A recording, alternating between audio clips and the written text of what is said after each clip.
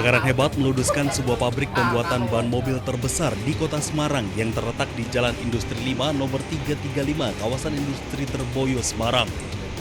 Si jago merah meluluhlantakkan seluruh isi pabrik, ribuan tumpukan ban mobil berbagai ukuran ludes di amuk si jago merah.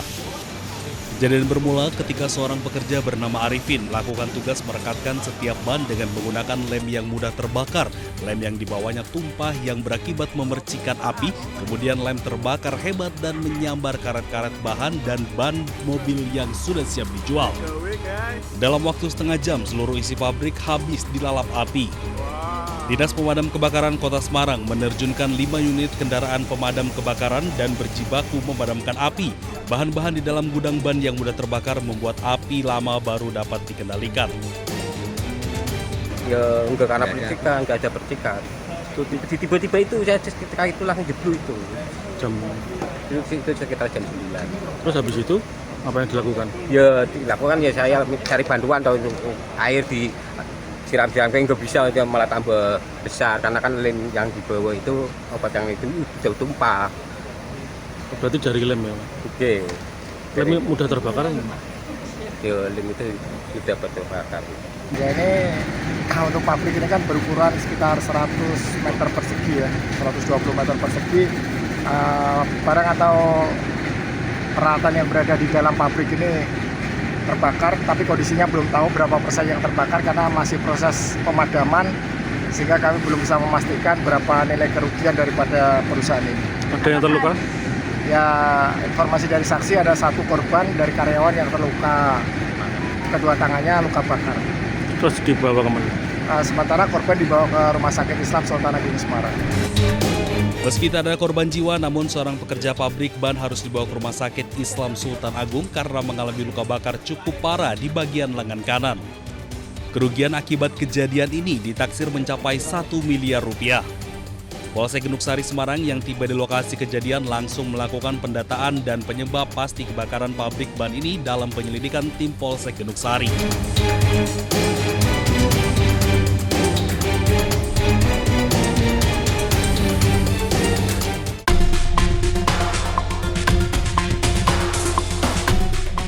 Salah satu korban yang saat ini masih dalam perawatan intensif di Rumah Sakit Islam Cempaka Putih, Jakarta Pusat, menyampaikan kepada orang tuanya agar pihak kepolisian mengusut tuntas secara transparan dan memberikan keadilan bagi para korban terkait peristiwa ledakan yang terjadi di SMA Negeri 72. Selain 13 korban di Rumah Sakit Islam Cempaka Putih, 17 korban lainnya dirawat di Rumah Sakit Yarsi dan 1 orang di Rumah Sakit Pertamina Jaya dan 1 orang di Rumah Sakit Polri. Akibat insiden ini, pihak keluarga korban menuntut pertanggungjawaban pihak sekolah. Saya minta pertanggungjawaban pertama sekali pihak sekolah. Dan kedua, anak saya ini segera minta diusut tuntas pelakunya supaya cepat ditangkap. Kemarin dia sempat nulis. Menteri Pendidikan Dasar dan Menengah Abdul Mukti menanggapi soal isu dugaan bullying terkait insiden ledakan di SMA Negeri 72.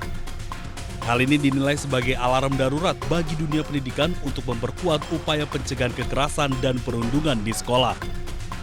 Baik itu bisa menjadi sarana agar anak-anak ini merasa at home di sekolah dan keberadaannya diterima, apapun keadaan fisiknya, apapun keadaan ekonominya, dan mungkin juga capaian akademiknya. Nah, mereka yang selama ini menjadi korban perundungan itu kan yang powerless, ya, yang secara power dianggap lebih lemah dari yang lain. Nah, kalau kita mengembangkan sikap yang lebih humanis, maka kita bisa membangun budaya saling menerima di antara semua insan pendidikan. Selain itu, Abdul Mukti juga menegaskan pentingnya peran guru yang tidak hanya sebatas pengajaran akademik, melainkan juga menjadi jembatan komunikasi antara sekolah dan orang tua. Dari Jakarta, Jessica Winoto, Raga Firdaus, iNews melaporkan.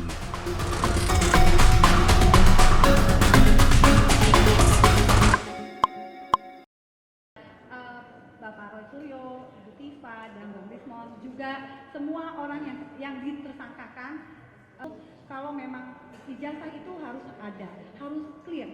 Apakah memang ijazahnya Jokowi itu? Kalau memang ada, dia memang punya, ditunjukkan kan gitu.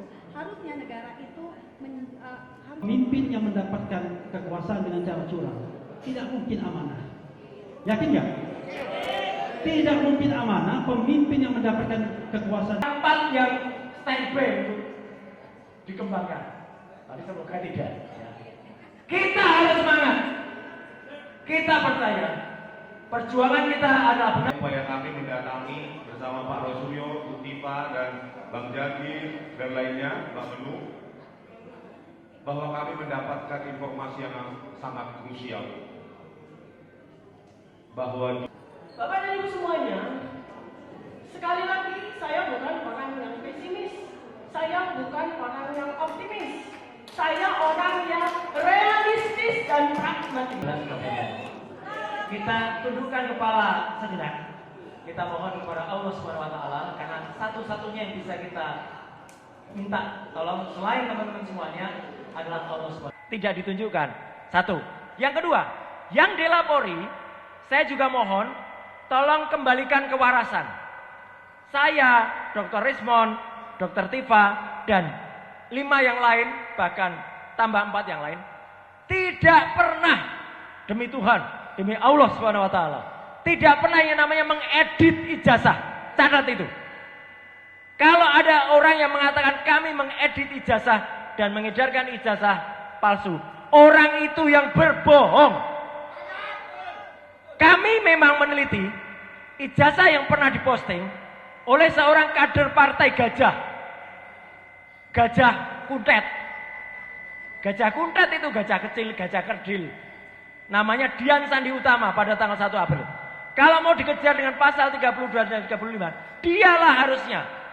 Karena ijazah yang dipoto oleh Dian Sandi miring kayak otaknya. Yang jelas ya, apa yang dilakukan Polda Metro Jaya itu penuh dengan kehati-hatian dengan melibatkan 130 saksi pelapor dan saksi ahli. Dan saksi ahlinya juga nggak main-main ya, lebih dari 25 orang ya. Kemudian juga barang buktinya pun juga cukup banyak, sampai 700-an dikatakan itu.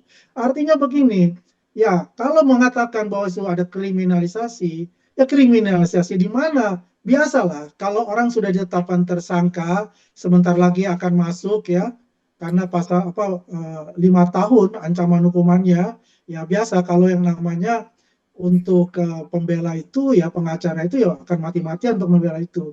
Ya, yang jelas apa yang dilakukan oleh Polda Metro Jaya kita apresiasi betul ya, dan telah melakukan tugas-tugasnya secara profesional untuk itu. Kita tidak perlulah berbusa-busa berdebat lagi, balik lagi ke belakang, ada kriminalisasi, ada pasal selundupan dan sebagainya. Itu sudah final.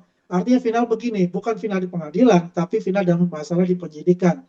Tinggal begini, datang pada hari Kamis ya, semuanya sebagai saksi sebagai tersangka yang diperiksa oleh Polda Metro Jaya oleh penyidik, dan saya sih berharap ya saya berharap ya mereka ini bisa ditahan untuk itu, karena kan sudah pasal yang dikenakan itu kan 5 tahun ke atas untuk itu, biar tidak ada lagi kegaduhan yang diciptakan lagi gitu.